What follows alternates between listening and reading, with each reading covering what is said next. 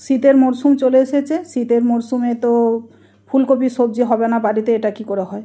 তো ফুলকপির তো অনেক রকম রেসিপি হয়, তার একটা রেসিপি আজ আমি আপনাদের সাথে শেয়ার করলাম। খুব সুন্দর, খুব টেস্টি রেসিপি। তো এটা রুটি, লুচি, পরোটা, অন্ন, ফ্রাইড রাইস, পোলাও সকলের সঙ্গে খাওয়া যাবে। এটা ফুলকপির রোস্ট, এত টেস্টি একটা সবজি কি বলবো, মানে প্রসাদ পেয়েছি আমরা, খুবই সুন্দর হয় এটা। হরে কৃষ্ণ, প্রণাম। আমি সদানন্দিনী মালিনী দেবী দাসী, রাধারানীস কিচেনে আপনাদের সবাইকে স্বাগত। আজ আমি ভগবানের জন্য ফুলকপির রোস্ট তৈরি করে দেখাবো। এই ফুলকপির রোস্ট তৈরি করার জন্য এখানে আমি তো ফুলকপি নিয়েছি, একটা বড় সাইজের ফুলকপি। এখন তো বাজারে বড় বড় ফুলকপি হয়ে এসে গেছে, তাকে বড় বড় করে করে আর নুন দিয়ে আমি একটু ভাপিয়ে নিয়েছি, অল্প একটু, বেশি সেদ্ধ নয়, জাস্ট একটু ভাপিয়ে নিয়েছি, গোটা গোটাই আছে দেখছেন এরকম। আর এখানে একটা শুকনো লঙ্কা দিয়ে টমেটোটাকে আমি গরম জলে সেদ্ধ করে নিয়েছি।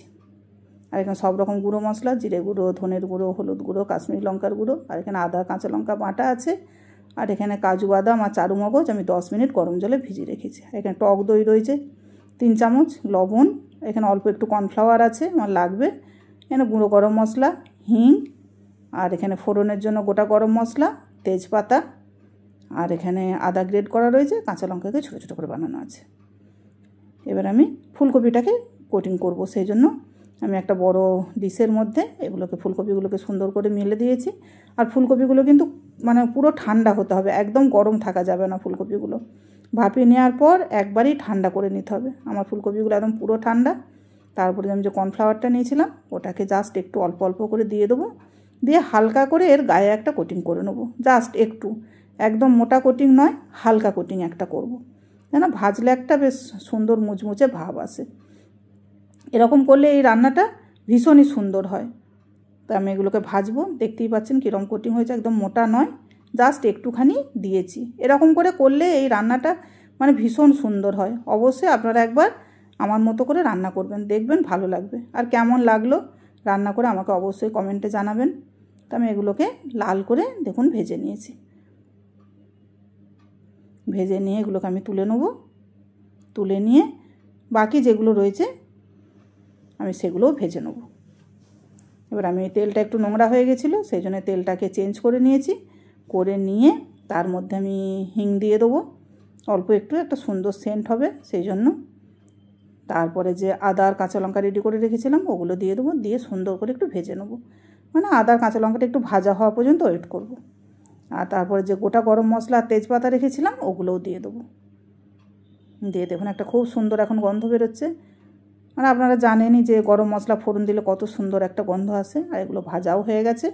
এবার আমি যে টমেটো পেস্ট করেছিলাম টমেটো পেস্টটা দিয়ে দেবো। আর টমেটোটা আমার একটাই ছিল, একটাই দিয়েছি, বেশি দেওয়ার দরকার নেই, একটা টমেটোই দিয়েছিলাম। টমেটোটা আমি কষিয়ে নিয়েছি, কষিয়ে নিয়ে যে আদা আর কাঁচা লঙ্কার যে পেস্ট করেছিলাম একটু অল্প ছিল, 1 চামচের মতো, ওটা দিয়ে দেবো। এখানে আদা কাঁচা লঙ্কাটা বেশি দেওয়ার দরকার নেই, কেননা কাঁচা লঙ্কা আমি ভেজেছি, বেশি দেওয়ার দরকার নেই। আর যে টক দইটা নিয়েছিলাম, টক দইয়ের মধ্যে গুঁড়ো মশলাগুলো, ধনে, জিরে, হলুদ, কাশ্মীরি লঙ্কার গুঁড়ো, ওগুলোকে মিশিয়ে এর মধ্যে দিয়ে দিলাম। এই সময় কিন্তু গ্যাসের আঁচ একদম কম রাখতে হবে, দই দিয়েছি যেহেতু ফেটে যাওয়ার চান্স থাকবে, কিন্তু ফাটবে না। ওই যে মশলাগুলো আমি একসাথে মিশিয়ে নিয়েছি, ওতে ফাটবে না। আমি প্রায় 2-3 মিনিট কষিয়ে নিয়েছি কম আঁচে, দেখুন পুরো তেল ছেড়ে গেছে। আঁচটা একটু মিডিয়ামে রাখতে হবে। এরপর আমি কাজু আর চারু মগজ বাটাটা দিয়ে দেবো, ওটাকে আমি মিক্সিতে পেস্ট করে নিয়েছি। তো এই সময় মানে বেশিক্ষণ রেখে দেওয়া যাবে না, মাঝে মাঝেই নাড়াচাড়া করতে হবে। আর মিক্সির বাটিটা ধুয়ে আমি একটু জলও দিয়ে দেবো, দেখুন কতটা কষানো হয়ে গেছে। এই সময় কিন্তু মাঝে মাঝেই নাড়াচাড়া করতে হবে, কম আঁচে করতে হবে, আর মাঝে মাঝে নাড়াচাড়া করতে হবে।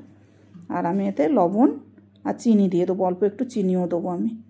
তো আপনারা চিনি দিতে পারেন, নাও পারেন, তবে একটু দিলেই ভালো হবে, কেননা টক দই দেওয়া রয়েছে, টমেটো আছে, একটু চিনি দিলেই টেস্টের ব্যালেন্স আসবে। আর কাজু বাদাম দেওয়ার পর আপনারা কিন্তু মাঝে মাঝেই নাড়াচাড়া করবেন, নাহলে তলায় একটা লেগে যাওয়ার চান্স থাকবে। দিয়ে আমি এটাকে একটু ভালো করে কষিয়ে নেবো। দেখুন আমার মশলা কষানো রেডি, খুব সুন্দর একটা গন্ধ বেরোচ্ছে, তেলও ছেড়ে এসছে। আর মশলাটা দেখবেন ফ্লপি হয়ে যাবে একদম এইভাবে রান্না করলে। দিয়ে আমি যে ফুলকপিগুলো ভেজে রেখেছিলাম ফুলকপিগুলো সব দিয়ে দেবো আমি, দিয়ে মশলার সাথে আমি ওই 1.5-2 মিনিট একটু কষিয়ে নেবো ফুলকপিটাকে। দেখুন মশলার সাথে আমি ভালো করে এটাকে ভেজে নিয়েছি, নিয়ে আমি এবারে গরম জল দিয়ে দেবো। খুব বেশি দেবো না, একটু গা মাখা হবে তো ওই জন্য খুব বেশি নয়, অল্প একটু দেবো। আর অবশ্যই গরম জল দেবো, একদমই ঠান্ডা জল নয়। তো এই জলটা আপনারা দেখে শুনে দেবেন, কতটা দিলে তরকারিটা বেশ ভালো লাগবে, একটা গ্রেভি ভাব আসবে সেরকম। আমি জলটা দিয়ে ঢাকা দিয়ে আমি 2-3 মিনিট রান্না করেছি, আর মাঝে মাঝে ঢাকা খুলে একবার করে নাড়াচাড়া করে দিয়েছি। দেখুন রান্না কত সুন্দর হয়েছে দেখতে। তো আর বেশি রান্নার আমার কোনো দরকার নেই। এবার ওপর থেকে আমি 1 চামচের মতো ঘি দিয়ে দেবো। আর যে গরম মশলাটা নিয়েছিলাম, ওই গরম মশলাটা একটু জলে মিশিয়ে নিয়েছি আমি, নিয়ে ওপর থেকে ওই 1/2 চামচের মতো একটু ছড়িয়ে দেবো, যাতে একটা খুব সুন্দর সেন্ট আসে, ঘি এবং গরম মশলা একটা সুন্দর গন্ধ আসে। ঢাকা দিয়ে 5 মিনিট রেখে দেবো। দেখুন 5 মিনিট পর রান্নাটা খানিকটা ঠান্ডাও হয়ে গেছে। আমি এবারে ভগবানকে নিবেদন করব। তো আজকে আমি পরোটার সাথে ভগবানকে নিবেদন করব। এটা খুবই একটা টেস্টফুল রেসিপি।